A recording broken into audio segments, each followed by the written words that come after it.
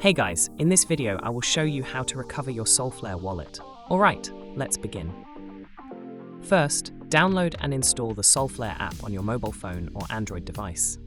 Open the app, and on the welcome screen you will see two options: Create a new wallet or Restore wallet. Select Restore wallet to begin the recovery process.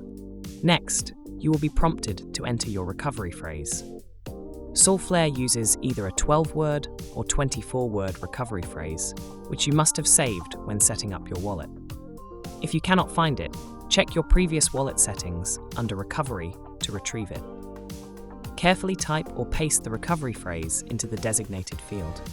Make sure there are no spelling errors or extra spaces, as the phrase must be entered exactly as it was originally provided. Once entered correctly, tap Confirm.